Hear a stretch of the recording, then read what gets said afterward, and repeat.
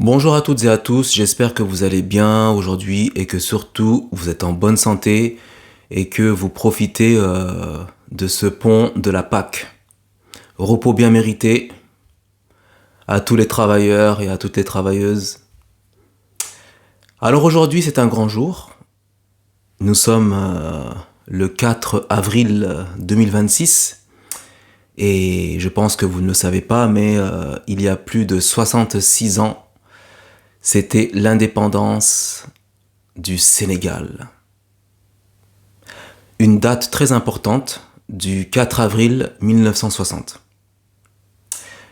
Alors, pour vous citer cela, par un accord avec le gouvernement du général de Gaulle, Léopold Sédar Senghor obtient l'indépendance de la Fédération du Mali qui réunit le Sénégal et le Soudan français dans les colonies de l'Afrique occidentale française. Donc à l'époque, on appelait ça l'AOF. Alors, juste pour explication, le Soudan français, c'était le Sénégal et le Mali, si ma mémoire est bonne. Donc, dans le fond, nous sommes tous frères. Hein. Mais après, avec le passé colonial, il y a eu beaucoup de changements, de modifications géographiques. Par-dessus le marché, il y a même eu des ethnies qui ont été séparées au Sénégal et au Mali. C'est-à-dire que par exemple, il y a des Peuls du Sénégal et des Peuls de Mali qui ont été séparés. Voilà. Donc à cause du traçage géographique. Si vous regardez bien d'ailleurs le continent africain, il y a beaucoup de marquages géographiques en forme de traits, en forme d'angle, et tout ça, ça a été tracé en fait. Ça a été tracé. Bon, malheureusement, ça fait partie de l'histoire, comme on peut dire. Et il y a eu des pays qui ont défendu leur indépendance, voilà, parce qu'ils voulaient être indépendants, ils voulaient être libres, et c'est tout à fait compréhensible. Et de ce fait, si je reviens à ce que je disais, Léopold Sédar Senghor est devenu président. Donc c'est vraiment quelque chose de très intéressant pour tous mes compatriotes sénégalais et sénégalaises. Alors en continuant sur cette lancée, le Sénégal se retire de la fédération et 5 jours plus tard, l'honorable Léopold Sédar Senghor devient le président de la nouvelle République du Sénégal avec une constitution calquée sur celle de la Cinquième République. Parce que ne l'oublions pas, Léopold Sédar Senghor a fait ses études en France. Et oui, c'était un grand intellectuel, un poète et un écrivain par-dessus le marché. Et il a même habité en Normandie. Et il était marié à une Française. Et oui, tout cela fait partie de l'histoire. Alors, des premiers contacts avec l'Europe à l'indépendance, en l'absence des documents écrits, l'histoire ancienne du Sénégal demeure mal connue, comme celle de l'Afrique noire. Dans son ensemble, jusqu'à l'époque coloniale, le territoire n'a pas d'unité politique. L'arrivée des premiers Européens sur le littoral sénégalais remonte à la Renaissance. Vous voyez un petit peu, ça date, hein. Il s'agit de pêcheurs et de marchands originaires du Portugal ou encore de Normandie, plus précisément de Dieppe. Alors pour la petite histoire, les Portugais sont des grands navigateurs. Les Portugais ont découvert beaucoup d'endroits dans le monde. Je peux en citer comme Marco Polo, Vasco de Gama, et encore j'en passe. Hein.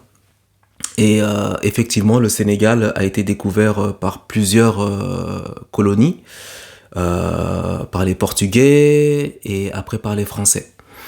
Voilà, donc si vous voulez plus de précision, je vous invite à aller sur Internet pour consulter toutes ces fameuses informations. Alors, je voulais préciser une chose, un moment historique et très important. Alors, au XVIe siècle, c'est la traite des esclaves. Je dirais même au XVIIe siècle pour être plus précis, qui attire les Européens dans les parages. Des bourgeois de Rouen et de Dieppe créent en 1624 la Compagnie de Sénégal et de Gambie, qui se fait accorder par Richelieu un monopole sur la traite des esclaves. Donc il y a des comptoirs qui se sont créés, voilà, sur différents endroits d'Afrique, notamment au Sénégal, dont le comptoir de Saint-Louis, ou Fort Saint-Louis à l'époque, ça s'appelait comme ça, ainsi nommé en l'honneur du roi Louis XIV, bien sûr, et fondé en 1659 par un agent de la compagnie. Il va rester possession française pendant 3 siècles, vous imaginez un petit peu 300 ans. C'est fou quand même. Jusqu'à l'indépendance du pays. Ses habitants métissés et très divers adressent ces cahiers de doléances aux États généraux de 1789. 1789 aussi est une date très importante de la Révolution française. Il s'est passé beaucoup de choses et il y a eu un grand tournant pour la République française. Ça aussi, je vous invite à aller sur Internet pour en découvrir un peu plus sur la Révolution française, ses conséquences et tout ce qui s'est passé par la suite. Ouais. Il y a beaucoup de choses un peu gore. Bon, je vous laisse découvrir ça par vous-même. Pour la petite histoire, le souvenir de ce commerce infâme est entretenu à Gorée. Donc l'île de Gorée est une île qui se trouve au large de Dakar et c'est une île historique. Notamment, j'en ai parlé dans mon livre Une époque presque parfaite. C'est une île où il y avait le triangle, le transfert en fait des esclaves, en fait, le commerce des esclaves. Donc ça passait par Gorée et après les esclaves étaient transportés jusqu'aux Amériques, en Amérique du Nord et aussi en Amérique du Sud. Alors quand je dis en Amérique du Nord, on va dire dans les États de Louisiane, les États du Mississippi, tous ces États-là, où il y a eu aussi la traite négrière, parce qu'en fait, ils avaient besoin les maîtres panteleurs blancs avaient besoin de main-d'œuvre, donc ils sollicitaient des Africains esclaves pour travailler dans leurs champs, dans leurs plantations, et également en Amérique du Sud. Donc c'est pour ça que vous voyez beaucoup de Brésiliens qui sont mat de peau, parce qu'en fait leurs ancêtres étaient des esclaves. Voilà pour la petite histoire. Donc je continue. Les Anglais se tiennent à l'affût et plusieurs fois au cours du XVIIIe siècle s'emparent des comptoirs sénégalais. La France les recouvre définitivement au Congrès de Vienne en 1815, mais n'en prend possession qu'en 1817. La frégate La Méduse, envoyée dans ce but à Saint-Louis en 1816, fait naufrage en route, avec le retentissement artistique que l'on sait.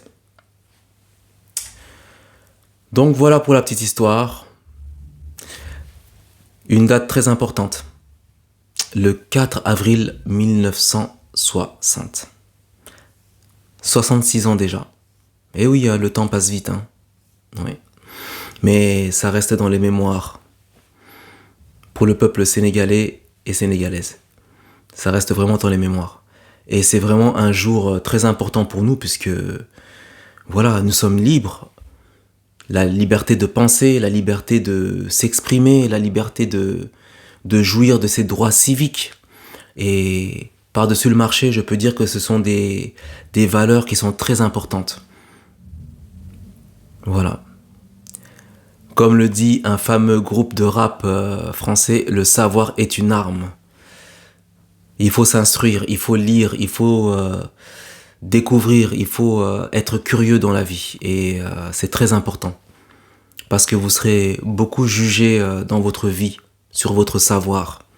Il faut savoir tenir des conversations importantes. Je ne dis pas qu'il faut connaître la politique à 100%, mais au moins savoir d'où l'on vient, connaître notre pays, connaître son histoire, voilà, connaître ses valeurs, connaître ses présidents, connaître les partis politiques de notre pays, c'est vraiment important. En tout cas, j'espère que cette vidéo vous a plu et n'hésitez pas à laisser des commentaires, des likes, ça fait toujours plaisir, voilà, pour que ma chaîne prenne de l'ampleur et que je vous fasse découvrir d'autres choses. Voilà, donc Happy Independence Day to all Senegalese people from all around the world. Bye bye.